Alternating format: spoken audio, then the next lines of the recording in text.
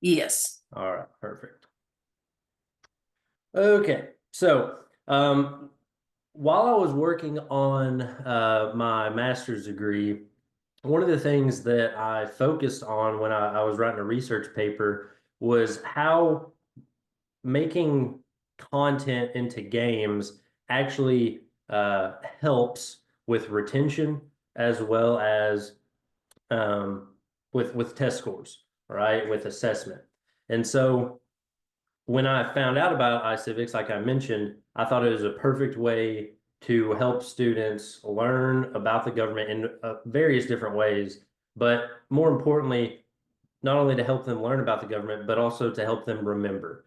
Okay, because I don't know about how many of you all have gotten on social media or Facebook or Instagram or whatever and saw videos where people will just be walking in the street, somebody will come up to them and start asking them random civics questions or government questions, like how many stripes are on the American flag or how many stars are there, right? And then the person answers and they give just the absolute worst possible answer.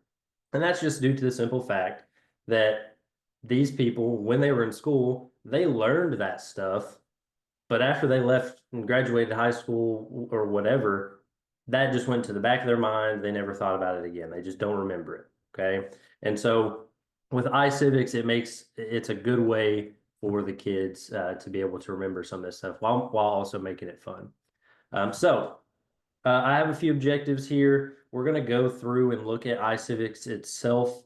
We're going to look at three features specifically. Obviously, the title, Gamifying the Government. We're going to look at two games that I think are the most fun. And actually, I had one of my classes beg me to just let them play one of these games the entire class. I could not get them to get off of the game. And I don't know if any of you all have ever had that problem, but I thought that that was crazy that kids wanted to stay and play an educational game. I thought that was awesome.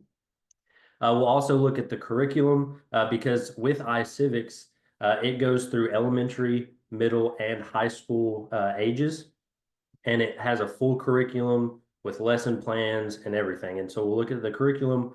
We'll look at some of the lesson plans that it provides also. And then at the very end, I'll have a little bit of time for some questions and discussion.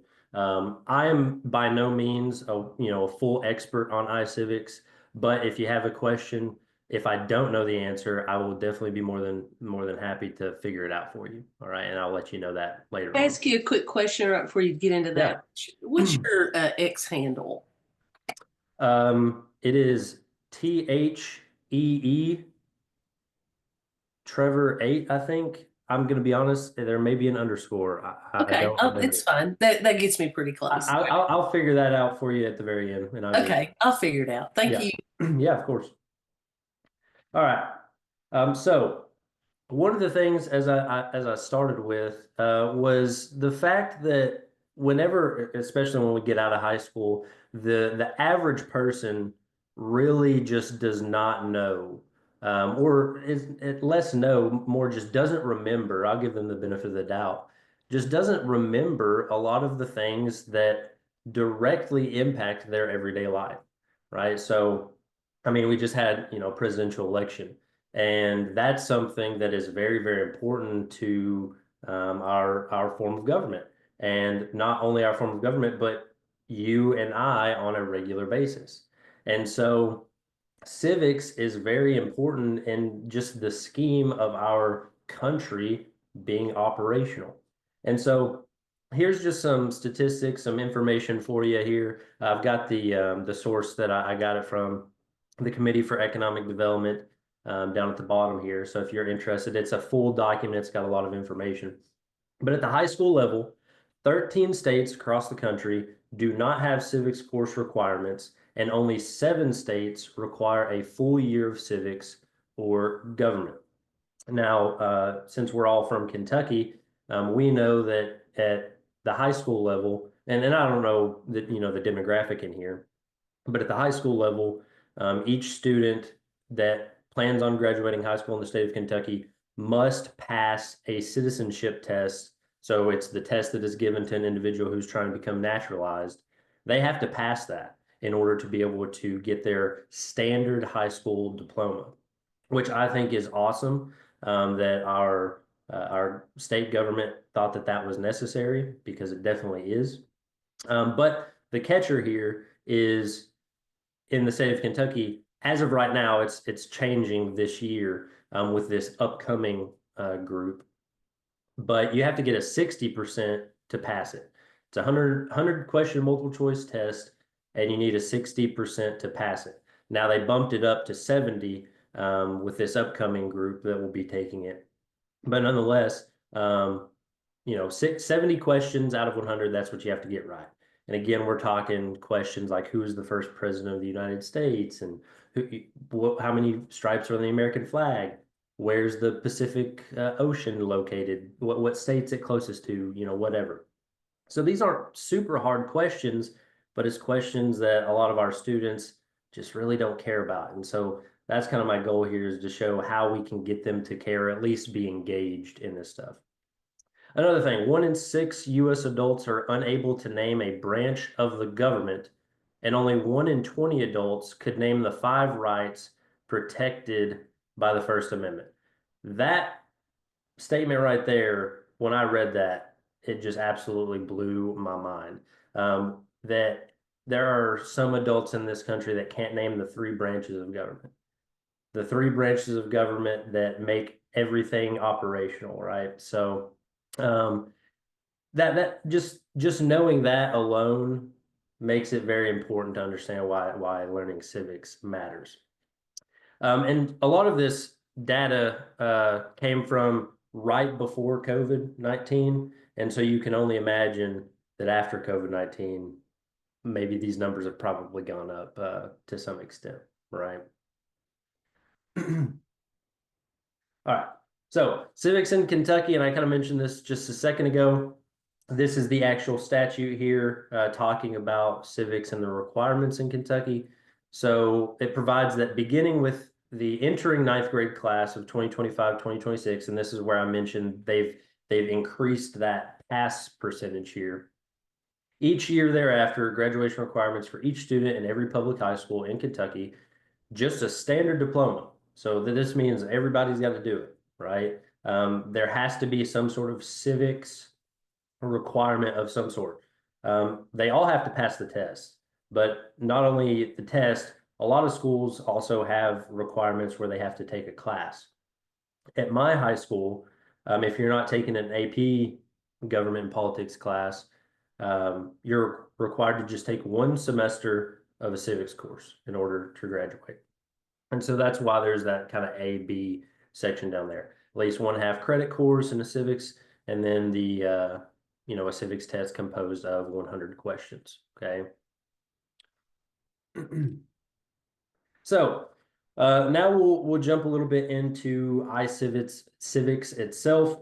Kind of just wanted to give you the background of iCivics, and this is really cool as well. So iCivics itself was actually founded by former Supreme Court Justice Sandra Day O'Connor all the way back in 2009. Now, in 2009, I had never heard about this because I wasn't teaching, and that was not, anything that was very important to me at the time. But the whole backstory of this is Sandra Day O'Connor.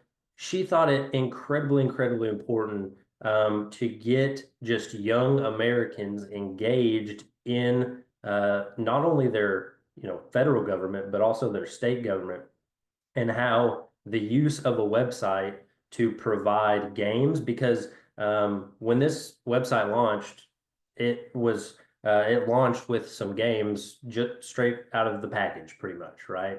And so she wanted to provide a tool for students who otherwise would not have had any interest in government, a way to play a game to make them interested in it, okay? And then so iCivics resources also cover elementary, middle, and high school. So again, I'm not 100% sure of the demographic in here, but if you teach any of these 3 levels, they've got something for you, which is really, really cool. Because every one of us, regardless of elementary, middle, or high, are having to talk about civics in some form or fashion, whether or not it's through the perspective of history, whether or not it's through the perspective of geography, psychology, economics, civics is ingrained in there somewhere. Okay. And it has, as I mentioned, so many tools that there's honestly too many tools that you'll probably never even get to use all of them. That's how many things there are within this website. They've got simulations. So I, they call them simulations. Kind of call them more like scenarios where there's directions on how to get your classes to actively play some sort of role.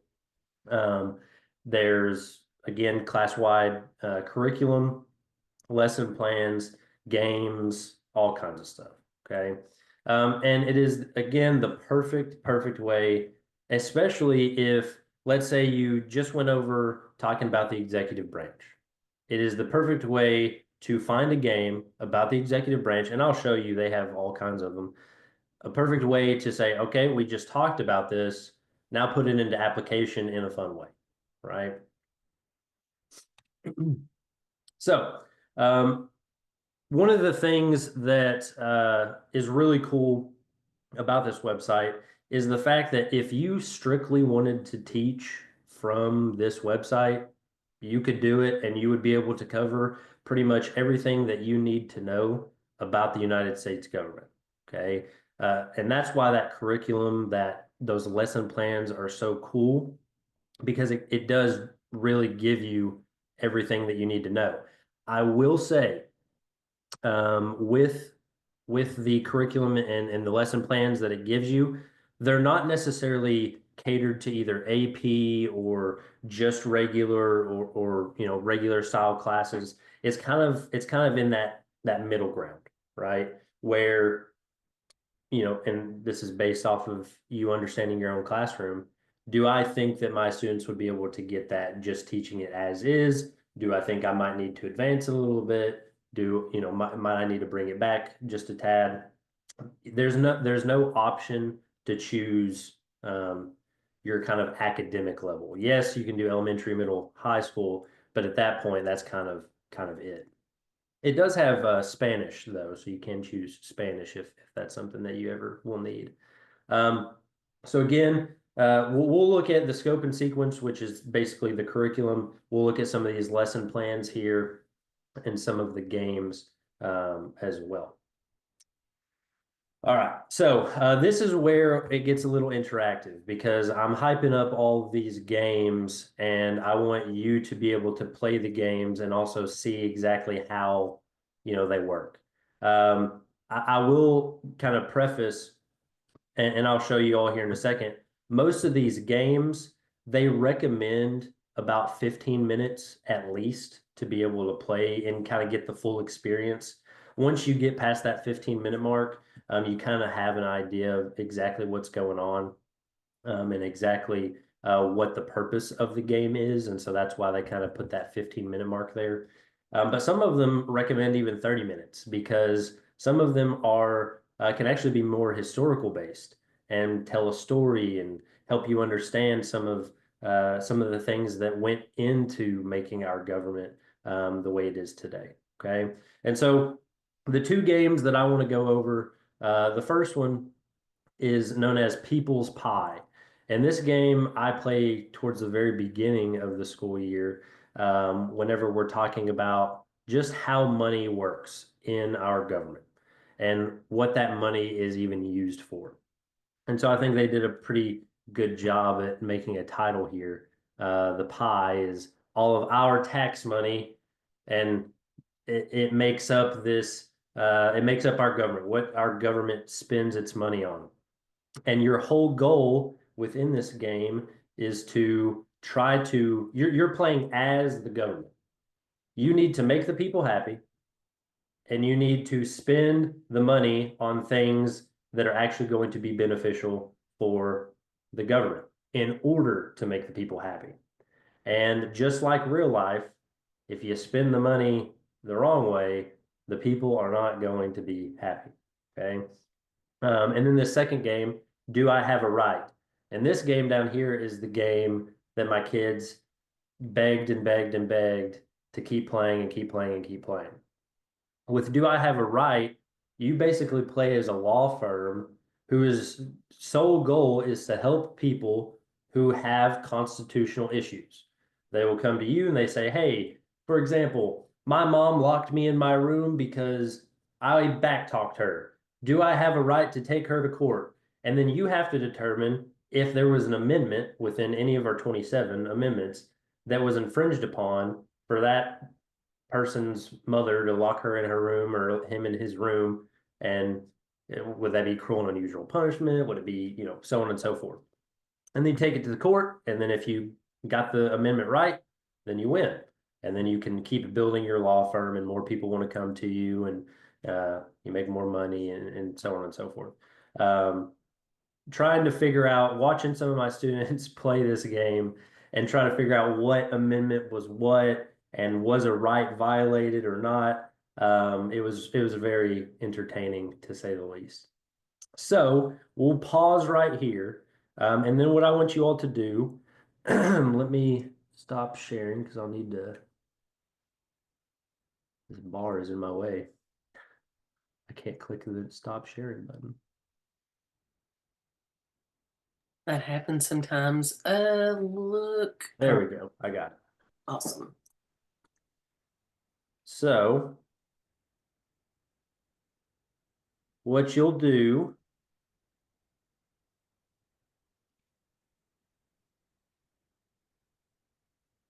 is you will go to iCivics, right? Or just ed.icivics.org.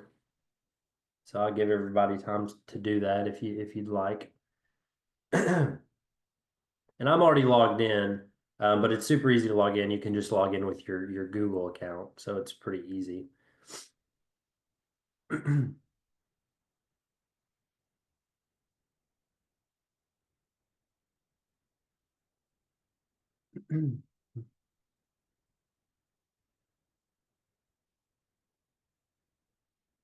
And one of the cool things about this website is I think they do a really good job of explaining how to use it. So at the end of this, if I did not do a good job explaining, please feel free to go to the actual website and actually look into it a little bit so that way you can understand.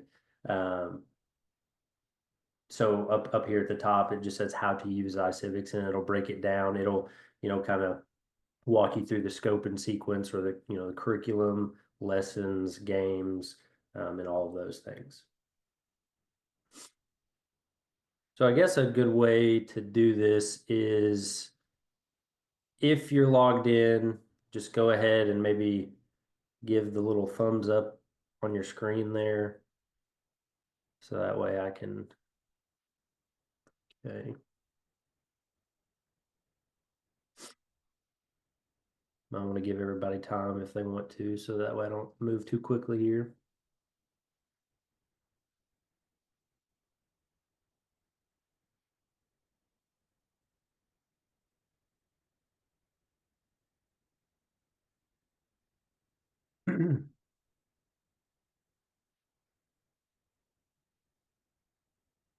All right, so hopefully when you're logged in, up at the top, it'll have a little, I guess, generic name for you. Mine is Mustard Clerk. It does that for safety purposes, actually, since this is an educational program. And it'll tell you too when you go into learn more about it, that it purposely tries to keep student confidentiality. So it won't ever have names, which is good. Now you can create classes through here, assignments, all that stuff. I mean, so you'll be able to look at grades and things of that nature. Did a student play a game? What was their score? So on and so forth. But it does a pretty good job at keeping some confidentiality. So the very first thing that we'll do is we'll play a game. We'll get everybody kind of involved in this. So up at the top, educational resources. This is where you're primarily going to be, all right, because it has everything broken down on the left-hand side, specific to your grade level. And then over here by resource type, again, like I mentioned, there's all kinds of stuff, curriculum units, document-based questions, games, lesson plans, web quests, videos, so much stuff that you probably will never have time all on your own to do. So when you go to games here, we'll just click that. We'll scroll down to the People's Pie. And you can also type it in up here. So if you ever wanted to just, go straight to something, there's always the search bar that you can go to. But when you get to the People's Pie, if it is something that you were ever wanting to assign, right, you would just simply click the assign button, title, instruction, all of that stuff. Then you'd save it. And then there is an option to directly put it into a Google Classroom or Clever or something of that nature. So I always just provide a link because what I'm using this for most times is just simply for the kids to play the games. I've used some of the lesson plans a few times, but for the most part, I have the kids play the games just as a fun way to kind of actually see what they're learning about in the class. So we'll go ahead and click this. And it'll give you learning objectives of what the game's purpose is. So that's really cool. And then gives you a full overview. So if you have a English language learner, there's a Spanish trailer, tips for you, all different types of stuff that you can download. They've got plenty of stuff here. Okay. So we'll go ahead and play this.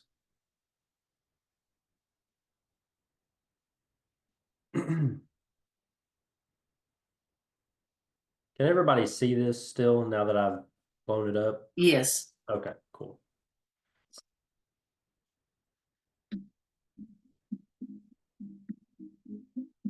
Will anybody be upset if I turn the audio off? I don't think so. Okay. Okay. So, this is what you'll see. I've played this game before, so I could continue my game if I wanted to. But I'm going to hit new game because it goes through the entire instructions. It'll give you everything that your kid needs to know to be able to play the game. Walkthroughs, your little helper here will pop up and she'll give you exactly what you need to know. Welcome to the People's Pie. I'm Anna. I will help you set the federal budget, review funding proposals, and balance the budget. She talks about how our government collects taxes to pay for the services it provides. One cool thing too is all of the blue highlighted words. You can click them, and it'll give you definitions. So if you have that student, Mr. Smith, what does expenses mean? Click it, boom, it'll tell them. So I think that's really cool, especially because a lot of the jargon within the government, a lot of times doesn't make sense just kind of for face value. And so you kind of have to investigate there a little bit. So select tax levels. This at the very beginning, I actually like to play this game as a whole class where I control it and I have them vote because our government votes on a budget. Why shouldn't my class have to vote on a budget? I like to do it from that perspective. And so the very first thing that we do is we vote on how high we want to set the corporate tax, payroll tax, income tax, and retirement age. And it's also really fun whenever your kids want to just go to either opposite ends of the extreme to see how they can actually manage the stuff. So we'll just, you know, pick some, we'll just pick low for everything, and then we'll set the retirement age of 65. But notice down here, there's a public approval. So we'll go back and I'll show you this. The moment I start to change things, the public approval is going to go down. All right. Unless I change it in a way that they like, then the public approval will go up. So if I set all these taxes to low and then I increase the retirement age, I'm going in with not the greatest approval rate. Over here, this is the money that you have to work with. Okay. So once I've decided this is where I want my stuff, it says right here, I don't have enough discretionary funding. So now I have to go back and I need to figure out a way to get more discretionary funding to be able to start the game? Probably by increasing some taxes, right? So then I go in, it breaks down the money that I have. And this is all, perfect opportunity to stop and say, all right, based off of the federal budget, $760 billion is allocated specifically for Social Security and Medicare. And then that's a good teaching opportunity because you're going to have it, well, what's Social Security and Medicare? Then you can start to talk about it. And then you can break down what discretionary funding is, mandatory funding, and all those things. And so this is the interesting part.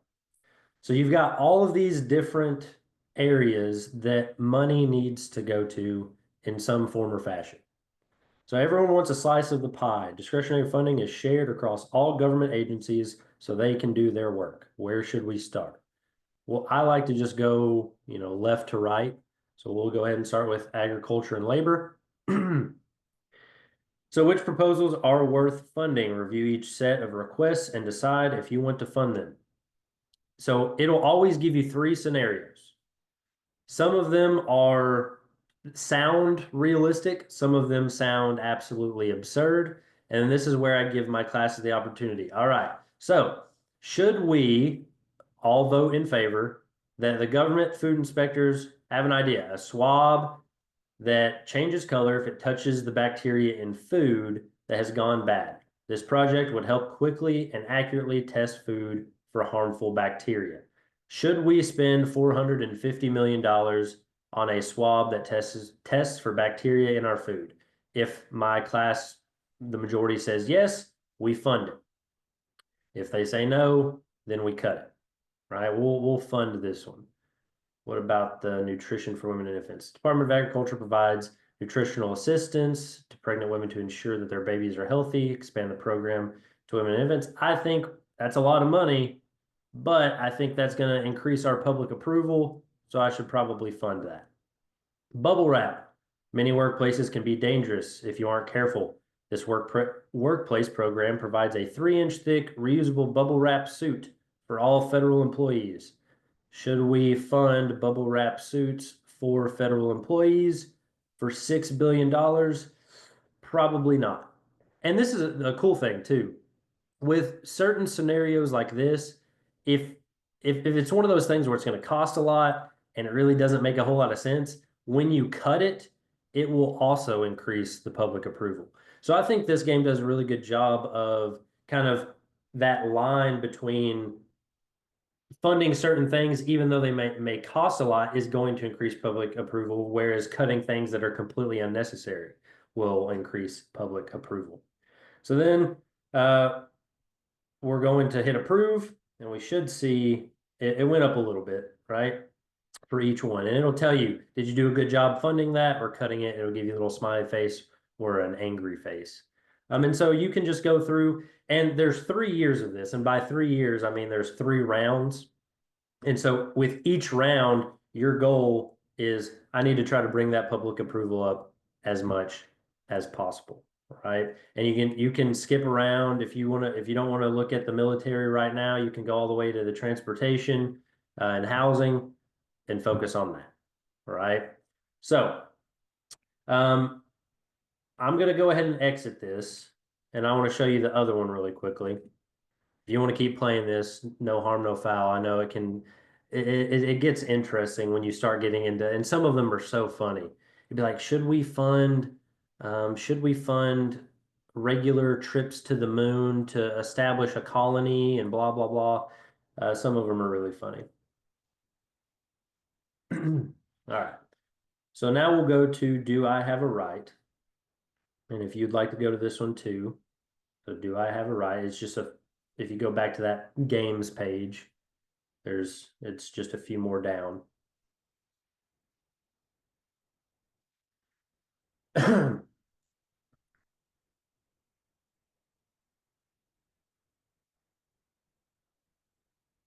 With this one, there's actually 2 different ways that you can play it. They have a strictly Bill of Rights version, which is just the first 10 amendments, or you can play the version that has um, all 27, right? So oh, let's just do the Bill of Rights. Just make it a little easier. And then you can customize your little lawyer. Um, the kids have a fun time with that. For whatever reason, they just enjoy messing around with little bitty characters. I don't know.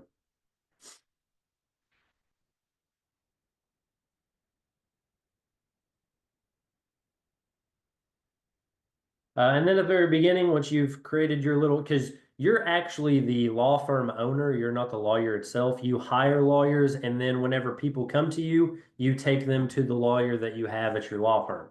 Um, so we'll just go with George Say It here. Um, it gives you a little background. What does he specialize in? He specializes in First Amendment freedom of expression cases. So we'll go with him. Continue. So when we just opened our law firm, because for some reason everybody wants to check out our law firm, we're going to cut the red ribbon here. And we'll go ahead and get started.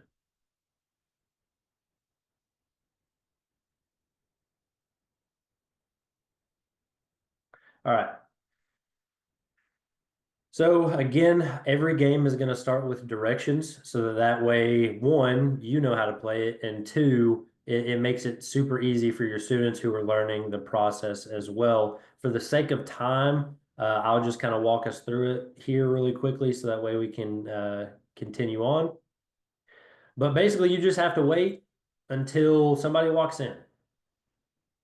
Well, maybe the door opened. There we go. So then you go up to them and they present you with a problem. Congress just passed a law banning a book about governments in foreign countries that I really wanted to read. They said it's dangerous to learn about different points of view. Do I have a right to read the book? At that point, you need to know, does that person have a right to read the book or not? If you think that they do, there is, an analyzer, a way to understand the law, understand if they may have a right or not. So that's really interesting. We'll say you do have a right, and that we can help with that because our lawyer, he deals with freedom of expression. I mean, technically, we could possibly argue that it could be press too. We'll go ahead and say match. They'll talk with each other, and we're just doing this for. And I can go over here and talk to this person while they're chatting up. I want to build a fort made of pillows inside of the Capitol that my friends and I can play in. Do I have a constitutional right to build the fort? Sorry, I don't think that you do, Gary. As much as that would be so cool. We'll go back over here and see if what they figured out. They're at trial now. Let's up here. It'll tell us if we won. We won. We got it right. That person definitely did have a right to read a book. And then as it progresses, you can, so right here, now he's learned the ability to deal with cases over freedom of assembly. So now if anybody comes with a question about freedom of assembly, he can also answer those questions. Then just for some lore purposes, the game gives you like a newspaper article over what's going on in the city that you're in, talking about your new firm, so on and so forth. We can X out of that. Then it's going to give us the option to upgrade our law firm. Do we want more lawyers? So we need to hire more lawyers. Do we need more office space for more customers? Do we need to run some ads so that way we can get more people to come into our law firm, right? So we'll hire another lawyer here. And you also have points, the prestige down here. That's how you buy these things to upgrade your law firm. We don't have anybody with the Second Amendment, so we'll hire a lawyer with the Second Amendment. We'll place them there. And then we'll be done here. We'll get one more person in court and then we'll move on. Congress just passed a law saying only people who live in the woods can own guns because they might face dangerous bears. I live in the suburbs. Do I have a right to own a gun? Stella, I think you do have a right, and we can help with that. We'll take Stella over here to Danny. Second Amendment issue. They're going to chat it up. Now they're ready to go to court. Send them to court and we'll see if we won. I have a good idea. Hey, we won the case. Now we have more prestige. Now we can go over to our other customers and get them situated as well. This game, because it starts to get really fast paced, you start to get a lot of customers coming at once. You can see this little cloud over his head. He's getting agitated that nobody's helping him out. One of the funniest things in my class was whenever my students couldn't get to everybody quick enough and people would start walking out of their law firm and they're like, why are they walking out? They need to just have some patience. They need to calm down. And I just thought it was so funny watching them get all worked up over a game. So I know that I didn't have a whole lot of time to show you the games. Hopefully after all this, you all can go back and watch some of them. I think I could see how, and I know a lot of you experimented with this a bit at iCivics, but I could see how you or kids could really go down a rabbit hole with these. Oh yeah, It'd be a lot of fun, really. yeah. And all the games are like this. All of them are super interesting. They have a lot to do. And that's the good thing. They're all there's just a lot going on, and it keeps them engaged with it while also actively learning what they need to learn. We'll look at the curriculum here really quickly. Maybe. I'm trying to get this bar to go way up at the top of the screen so that I can click the tab.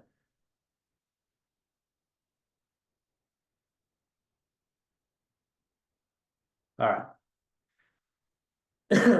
So since I'm high school, I'm going to click high school here. Once you click the specific grade level that you're at, it'll take you to a page that has all of the curriculum on it, right?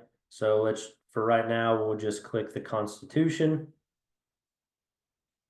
And it has 9 to 12 here, all different kinds of things. We've got a lesson plan, a web quest, more lesson plans, the games over here. So it puts the specific games, the specific lesson plans, web quests, simulations, videos, all of it within its specific curriculum unit. So that's one thing that's really cool. So if you're talking about the Constitution actively and you want to play branches of power, so it focuses on the three branches of government, you can go to this unit, constitutional unit folder, scroll down, and go to that specific game. If let's say you're really cramped for time and you need to talk about the Federalist debates and you really need a quick lesson plan, you can go in there. They've provided all the materials and the links that you need. One cool thing is they have Nearpods. They make Google Slides already for you, pre-made on some of these. Some of them will have videos. So that's really cool. I want to show you the scope and sequence here. While you're going to that, someone asked if everything was free. Jake said all free, and Ashley said she's never run into anything you have to pay for. Yeah, it is all free. Yep, all free. So once you go to the scope and sequence, this is kind of gives you that overall guide here, right? It tells you exactly what's in the unit, what's in each specific thing. And then right here, you just scroll down and it's got everything. And it doesn't look like these are hyperlinked, but you just click one. We'll talk about the cradle of democracy. We click that, it'll take us right there, right? So each grade level has a scope and sequence. So if you ever need to look at it, I mean, it goes pretty in depth. It'll have the games. So right there, do I have a right? It has document-based questions with all the materials provided. You just click that and all of it will be in a PDF that you can print out, that you can post on Google Classroom, post on Clever, post on whatever source that you use. Oh, hold on. This bar up at the top is really messing with me. And then I'll show you a lesson plan here. So we'll go back to Foundations of Government, and we'll look at a lesson plan. And if you want to assign it, we'll hit assign. We go through. Can I save it without doing it? We'll just put LP1 due date. Make it Monday. Ashley asked the question, will there be just one evaluation at the end? There is, and somebody that might be in my last session, which would Oh, be well. Ashley, maybe help remind me of that. Yeah, so right here, in order to save it, you have to have your classes pre-made in here, and that's over on this side. So my classes, I don't, you can sync your Google Classroom or just create your own class. I don't sync anything to this because when I use this, I just, have the direct links because I'm not using it 24/7, 365. And I don't want to have my kids have yet another thing that they have to add to their computer. So I just use it as necessary. So we'll go back to this. I know I'm kind of rushing. I took a little too much time on the games. That's Well, exactly what I'm you talking just got about. like one minute. Yeah, yeah. So again, these things are really good for your full class. All right. I play these games whole group. I play these games individual, and I play these games in small groups. All right. I use them as station work. I use them as you got all your work done. Now you can, play on your computer for a little bit till the end of class, or we just got done with a test. Play do I have a right? Play People's Pie, play Branches of Power. Just something to do kind of as a reward. Because again, if you use this the right way, your kids are going to want to do it. They love this stuff. I don't think that it's just a my kids thing. I think if you get your kids exposed to this, they're also going to be the same way. So again, I know that I didn't leave us a whole lot of time for questions, so we'll try to squeeze in some questions if necessary. I have two questions for you. What are some ways that you can implement it? And this is kind of rhetorical. What are some ways that you can implement this into your class? And then kind of examine, how you are making civics engaging in your class. I'm not, saying anybody's not. I'm just saying that's the whole purpose here. We need to make civics engaging and easy to learn and fun to learn. So, do you all have any questions? And I'm more than willing to, after all this is over today, you can reach out to me. I can help out with anything else, more links, all of that. So does anybody have any questions? Anything I need to go back on and show you?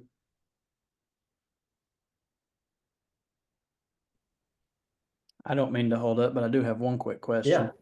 And it's actually going back to the beginning with the citizenship exam requirement. yeah. Because I got a little confused there. You said that the requirement's going up to 70%. Then I saw somebody else, I think, posted in the chat that it's actually the test is going away. So I was a little confused on going on with the So civics test.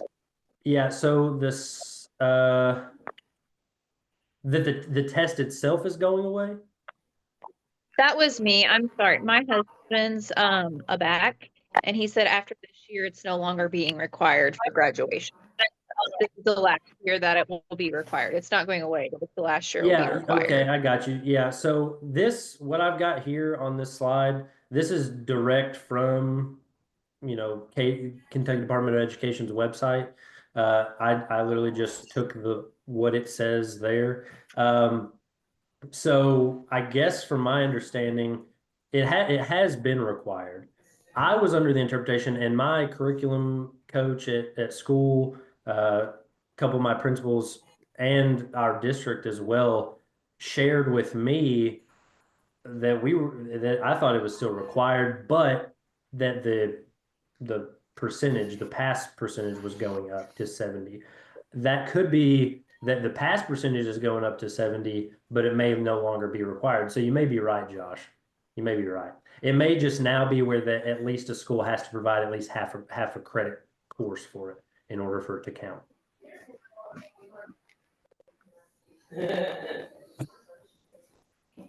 But this is, again, this is Good job, direct off of- Trevor. Appreciate it. Thank you.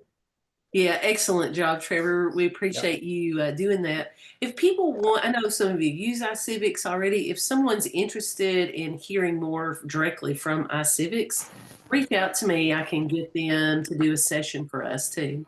Yeah, I think that'd be cool.